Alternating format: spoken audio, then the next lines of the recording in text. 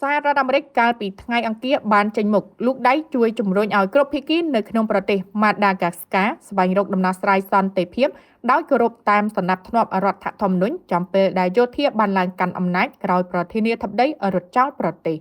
ការអំពាវនាវរបស់អាមេរិកកើតឡើងបន្ទាប់ពីយោធាម៉ាដាហ្គាស្កានៅថ្ងៃអង្គារនេះបានប្រកាសដណ្ដើមអំណាចគ្រប់គ្រងប្រទេសបន្ទាប់ពីប្រធានាធិបតីលោកអង្គត្រឺរ៉ាជូជេលីណាបានភៀសខ្លួនចេញពីប្រទេសចំពេលមានការប្រជុំមុខដាក់គ្នាជាមួយក្រុមបាតកោដែលដឹកនាំដោយយុវជននិងកងកម្លាំងសន្តិសុខបើទោះបីជាលោកប្រធានាធិបតីរ៉ាជូជេលីណាបានភៀសខ្លួនចេញពីប្រទេសដោយយន្តហោះយោធាបារាំងកាលពីថ្ងៃអាទិត្យក៏ដោយក៏លោកនៅតែបដិសេធមិនព្រមចុះចេញពីតំណែង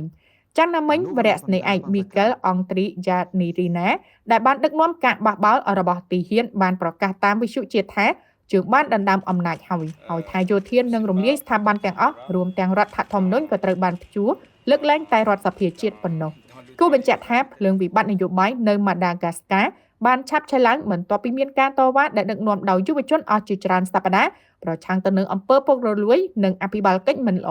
ហើយស្ថានភាពបានឈានដល់ចំណុចកំពូលនៅពេលដែលអង្គភាពយោធាពិសេសបានងាកមកគ្រប់គ្រងក្រុមបាតកោ